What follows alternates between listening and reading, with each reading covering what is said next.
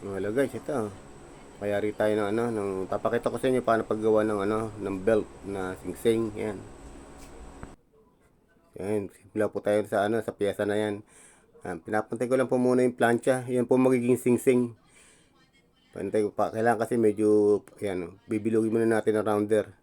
Rounder po tawag sa amin diyan, ang pambilog ng singsing yan. Yan, pakulang po muna natin sa borax yan. May borax po yung tubig na yan. Yung pinakasugpungan, hinangan po muna natin. Yan. Yan, silver lang po itong gagawin natin. Pang ano lang po to. Yan. Makakita po nyo yung paano paggawa ng singsing na belt. Yan, papantayin muna natin para kasi pag nilagyan pa natin ibang piyesa yan, and meron pantayin. Kaya kailangan pantayin muna natin. Sa lugar muna natin yan. Bago maglagay tayo ng ibang piyesa para antimano makinis na siya. Medyo ano po lang tayo yan. Medyo napantay-pantay ko na. Ayan, gagawa naman po na tayo ng pinaka yan. Yung pinaka buckle ng belt. Yan. Sa lugar muna natin para medyo pagka binuwasan natin ng siya sa loob, medyo ayos na siya. Yan. Sinusukat ko muna yung paro niyan. Yan, ilihan ko muna yung yung pinakabaraso ng belt para pag nilagay natin yung pinaka buckle, yung malinis na siya. Maayos na siya. Para hindi na sa gabal lang linisin pagka meron na siyang buckle. Ilihan muna natin. Ito po, buckle lang po ang gagawin natin.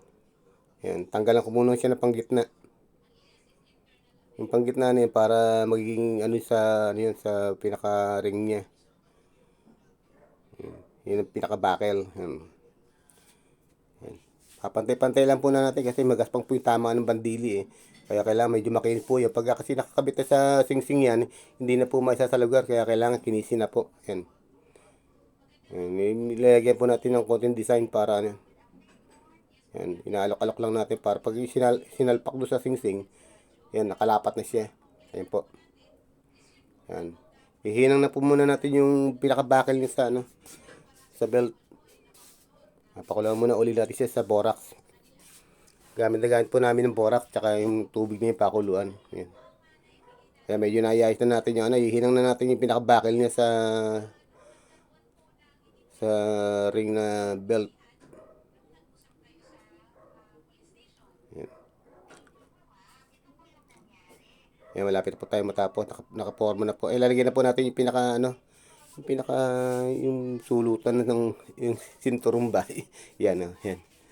Pumalon, tapog-tawag po dyan sa ano yan. Yung sinusuot sa butas ng sinturon. Yan. Medyo matagalan tayo ng paghihinang niya kasi unang pumupula kasi yung malit na nasa ibabaw na yan. Kaya doon na pupunta yung panghinang.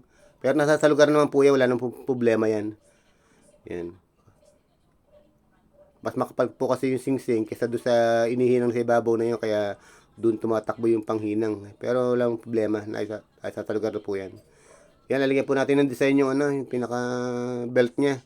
Yung pang mga parang butas-butas po ng sinturon. Yung ba yan. Yan ang magiging design ng belt na yan. Yan. Nililili ako na lang po para medyo para makita natin kung ano itsura ng kalalabasan ng ating belt.